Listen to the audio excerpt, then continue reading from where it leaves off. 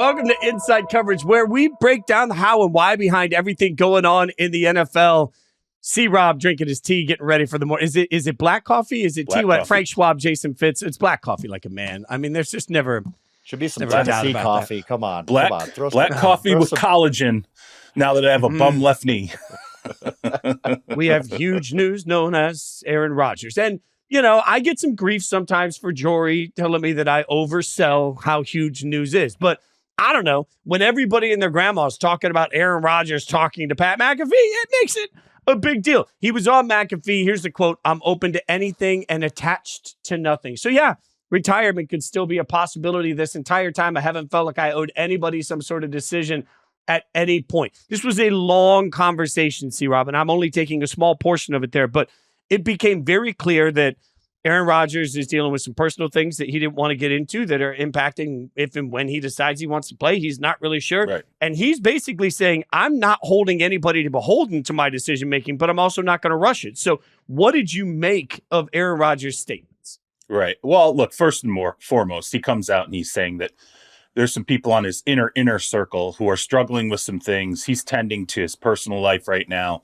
And that's what's caused the delay in him making any kind of a decision, walking down the aisle with a team. And I think, look, flat out, you got to respect that, right? Somebody's personal life, it's their personal life. And he's not beholden to any team right now. He's not under contract. So I think we owe him the grace of saying, yes, we understand you have a personal life. And if there are people out there who you need to help, who you need to devote energy and time to, we again, should respect that because you aren't a member of an NFL team right now and you can make that decision at a later date. So I'll approach it first from that standpoint.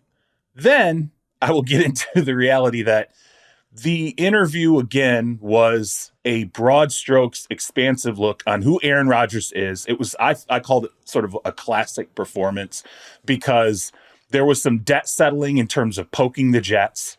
There was the grousing about how the media always covers him and gets it wrong, about how he doesn't want any attention. He brought up the need for a COVID apology, half joking, but not really joking. He did. I forgot about that. Yeah. I forgot that. Yeah. It's just this whole full of expansive things. And I'm like, yeah, this is pretty much. So I hope the Steelers are watching.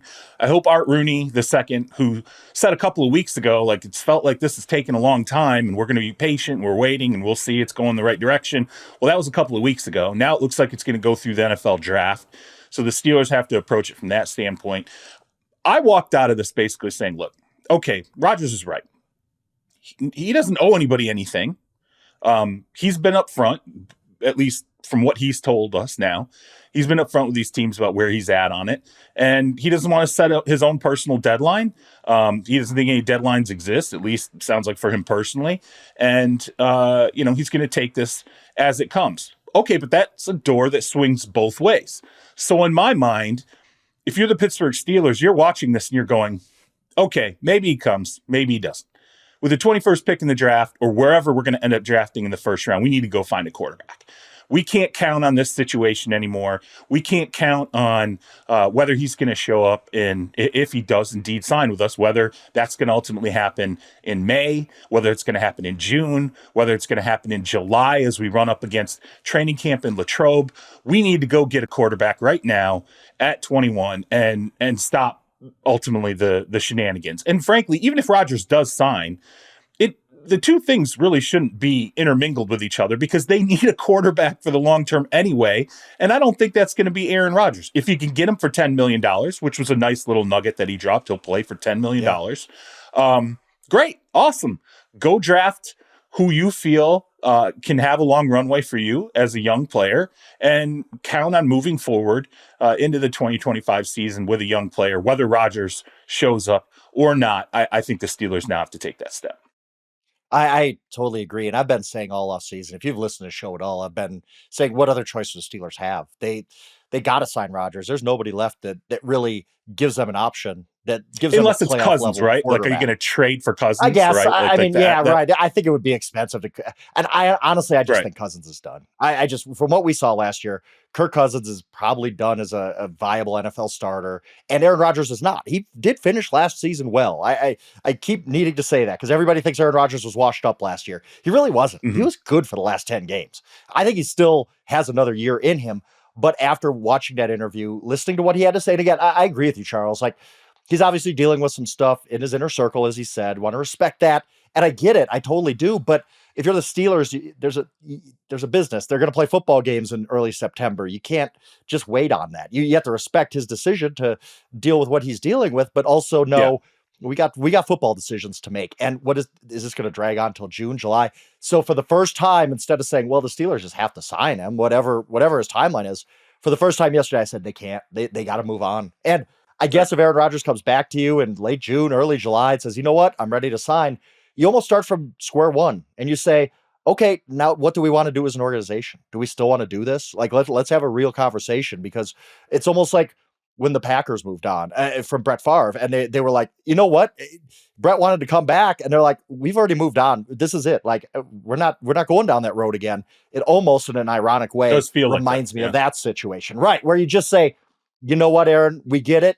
But he himself said, I told the Steelers, like, you got to do what you got to do. And if you move on without me, you move on without me. And so I think that's what the Steelers have to do. I think they just have to act right now like Aaron Rodgers. There's a 0% chance he signs. And you reevaluate in June and July. But I think the Aaron Rodgers door has to be closed for the Steelers, because I respect what Aaron's doing, but also there's business to tend to for the Steelers. And I just don't think that they can operate as if he will come in, because it just sounded like a guy who won't. It just sounded like a guy. And I don't want to, like, we get in trouble. He chides the media all the time, obviously. By the way, Aaron Rodgers, for as many times as he said, I don't look at social media at all, seemed to have a very clear presence of every single thing that's been said about him. But he says, he says, other people tell me. He says, I don't look, other people tell me. My sister told me like every single thing that's been, okay, whatever. Right. But that nonsense aside, I just think that they have to move on, and Aaron just, we'll see what happens if he really does want to play football this year.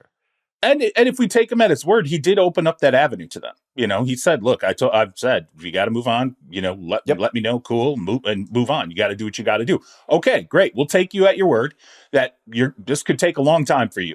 We'll take you at your word that if somebody wants to move on, that's just how it's going to go, and you're okay with it. I thought the Chevy Malibu thing, the fact that he snuck out of the Steelers facility in and out in the Chevy Malibu, I thought there were some funny moments, but I do think it's worth addressing the Jets poke, okay?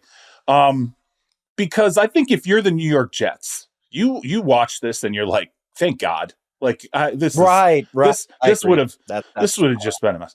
Like, there was I felt like, look, there's a tinge of hypocrisy when you sit there and you say, I can understand being pissed that you flew across the country thinking this is going to be a big meeting. That's not a big meeting. Okay, I get it. Understand that. I can understand feeling like, hey, there just wasn't a lot of respect in that meeting.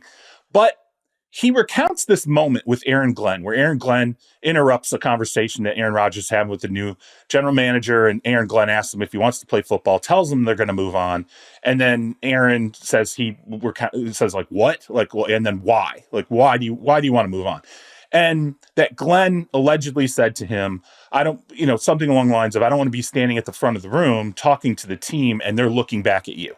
Like, as in, Rodgers would somehow be this undermining factor between him and the rest of the roster. Rodgers got upset with that, said, you don't know me. This is Rodgers' words here.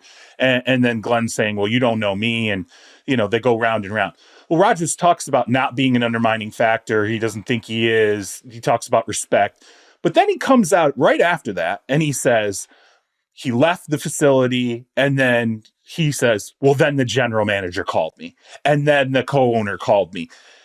If I'm Aaron Glenn, I'm like, yeah, that's exactly what I thought. This is exactly how I thought this would unfold with you. You say you don't want to undermine me. You say you're not that kind of a guy. And then you undermine me by basically insinuating that Aaron Glenn treated you so badly, the general manager then called afterward. And the Jets co-owner then called afterward. If you're Aaron Glenn, you're going, I didn't want anything to do with this. I came up under Bill Parcells. I'm no bullshit. So I was having my no bullshit moment. We were moving on. And then you ultimately went on. You showed me who you were because you were pissed that I just straight up said, nope, we're not having this. And you ultimately undermined me by saying that the GM took your side, that the Jets co-owner took your side. That's what the insinuation was. Well, I got this call later. And a couple of things here, Charles. I think you're going to agree with me on both of these. One, Aaron Rodgers, and somebody said this on Twitter, and I wish I could credit it, but I immediately was like, that's spot on. If the Jets called up Aaron Rodgers in California and they said, hey, we're moving on from you, what would Aaron Rodgers be saying? They didn't even meet with me to my face. Yep. Like, how dare they not meet with me? Like, really, you're getting fired. What, should it be a 4-hour meeting? Not really. Like, I'm sorry, that stinks. But so that just kind of is part of the Aaron Rodgers experience. And two, go ahead. Well, there's no, I just want to point out, like, as you said, there was no win there, right? I think there's no way to do this correctly. I absolutely agree with that point. Like, there's no win there. Before you move past that point, Frank, let me add one element here. What happened to Aaron Rodgers is not that uncommon from the way most players are cut, correct? Right. But Aaron Rodgers is right. He's not the common player either. He's a 4-time MVP. Yeah, but what's that conversation look like? What, like, honestly, it's never going to be. What's that when you're telling a future Hall of Famer that you're no longer going to have them play for your team, and they still think that they can play? How does that conversation usually play out? New coach, they're just looking at it as an organization saying, we've decided to move on. I don't understand the need for follow-up questions in this process. I don't know why it's more than a 30-second conversation. Listen, like, y'all don't want me? Fine, I'll go somewhere else. And I will say this about Aaron Glenn, okay? If you ever meet Aaron Glenn, if you ever spend any time with Aaron Glenn, go watch the movie Charlestown. He is a member of the not f***ing around crew. Okay, that is who he is. That is what he represents. Yep. Yeah. And I think that's what this moment represents. And by the way, before Frank gets to his second point, one other little inflection point here. He gets pissed off because Aaron Glenn says, I don't want to be standing up at the front of the room talking to the team and they're turning back looking at you. And then and Rodgers is like, well, you don't know, I'm not that kind of guy. You don't know that you don't even know me. But then later Rodgers is like, yeah, they didn't even ask me about the team. Like the meeting was 15 minutes. They didn't even ask me my opinion. I'm like, dude, you literally just said I'm not the kind of guy where all the players are looking to me. But then in the next breath, you're like, and they didn't even look at me and ask me about the team after they're letting me go. I'm like, you can't have it both ways. He wants it all ways all the time. And I think that's part of the struggle that teams have had with late career and even mid-career, even early career Aaron Rodgers. This has always been the guy who's wanted everything all the time his way through his perspective, through the Aaron Rodgers distortion field. And that's why all these interviews all end up looking so similar, because he repeats the same patterns over and over about the media, about somebody is not respecting him, about everybody's got it wrong, about I don't need attention, about let me talk about COVID again. Like, it's nonstop with this. It is. And it flows into my second point of it gets exhausting for everybody involved around Aaron Rodgers, this whole circus, this whole deal. It did in Green Bay. I'm sure it did with the Jets. I think players are too respectful of him to speak out on it, especially when they're on their team. So I think Aaron Glenn doing this the way he did it endeared himself to the Jets locker room and to Jets fan base, because I think they're all sick of Aaron Rodgers. And for Aaron Glenn to basically come in and show that, hey, yeah, you're a 4-time MVP, but as you said, no BS around here with Aaron Glenn. You're gone. We're done with you. Yeah, this is just a 15-minute meeting. Sorry. I think some Jets players are like, good, that this is the kind of guy I want to play for. I know based on social media that the Jets fan base is like, I'm in on this. This is awesome. Like, because I just think people get so exhausted by the Aaron Rodgers experience. Aaron Glenn standing up to him, I think, is a big moment for him right away in New York. Again, he's a Parcells guy. He's no BS, not effing around. Like, this is Aaron Glenn, and he showed it right away, standing up to a 4-time MVP who brings all this drama. Surely did not play the way that I think Aaron necessarily thought it would play. Exactly. I think everybody's on Aaron Glenn's side of like, good. Like, I think a lot of people are like, done with this drama. Okay. Yep. Yeah, but even when that happens, I mean, Aaron Rodgers has become a master of making himself the victim in everything. So when people turn around and say, good, I'm glad it goes down this way, he immediately turns that into, well, that's because you don't agree with my political views and you have a conspiracy theory against me. And it's like, nah, man, it can just be that you wear people out. Like, it can just be that we're all tired of it. It can just be that the juice isn't worth the squeeze anymore. Like, and frankly, for the longest time, even Jets fans, if you say, and like on this show for the last 2 years, if we say anything negative about Aaron Rodgers, the Jets fan base comes in on social media and they're like, oh, you're just a bunch of haters. And now those same Jets fans are like, oh, thank God. Like, I'm so tired. Like, it is just possible that we're all worn out from having this. Like, it is just, it's obnoxious. And there's no other way. You can only play the victim so much before we turn around. Like, let's be real here. The Jets decided they would rather have Justin Fields at the quarterback position and no idea what the future looks like than have Aaron Rodgers. Like, that is not based solely on the play. There's no way that's based solely on the play. That's based on the fact that when you have Aaron Rodgers on your roster, there's a mountain full of bull you just have to deal with. You have to scoop through that every day just to get on the field. And like, that's at some point exhausting. Like, it's maddening to me that Aaron Rodgers turns this into him being a victim all the time, when in fact he is his use of his platform is the reason that people have gotten so worn out on Aaron Rodgers. Absolutely. By the way, I do think this sets up really well for Aaron Rodgers in this. And I've said this. I think he's the September guy. I think that I think he just kind of lets the Steelers do their own thing and China just dribbles the ball and gets a shot clock out. And he's just unsigned into August and September. And then who knows, Jaden Daniels gets hurt or Brock Purdy is holding out or whoever, JJ McCarthy fails. And he just waits until September and takes a call from a team. And he's like, yeah, I'll join you. I think that's going to be I think that's what's going to happen with him. I want to disagree with you there. I think I'm curious. Now we'll see how this plays out. I like this. I think if he's not signed by July, I think he starts to get real nervous when camps come. I think he starts to get real nervous and go, man, I don't know. What if I get left behind here? What if everybody's got, they've been through the passing programs, they've been through the OTAs, they've been through the full squad mini camps, and now we're rolling and we're right there on the doorstep of training camp, and whatever availabilities he thought might be there are like, yeah, you know what?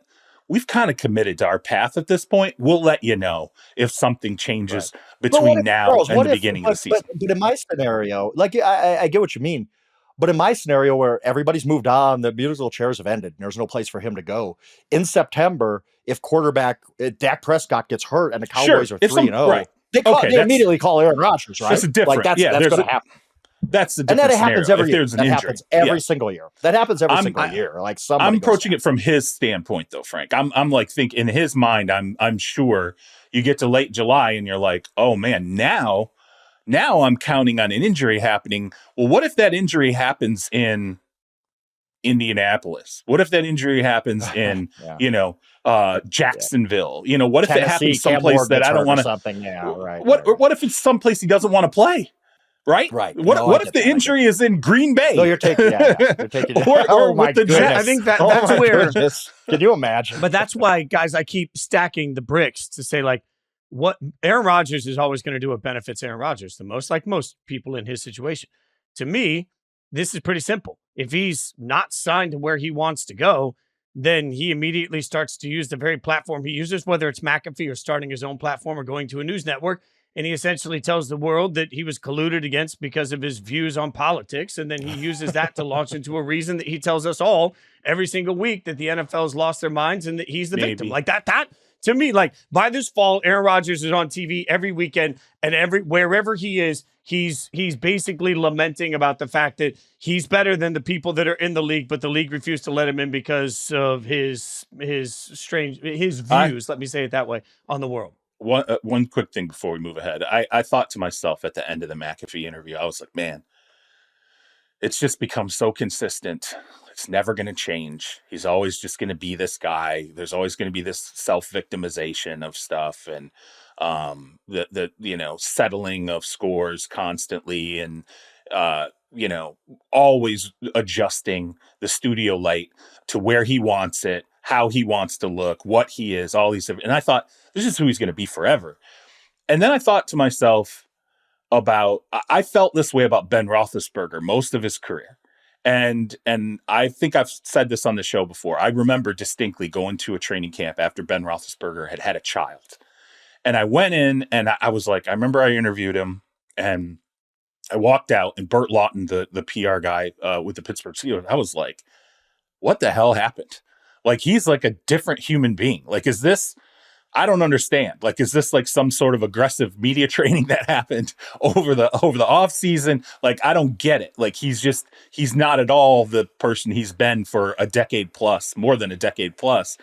Like, just what changed? And Bert was like, I don't know, man. I think it was him being a dad, and it just sort of, it adjusted the atmosphere of the world around him. And he's come in kind of a completely different guy. The way he speaks, the things he thinks about, he's like, I think this is real.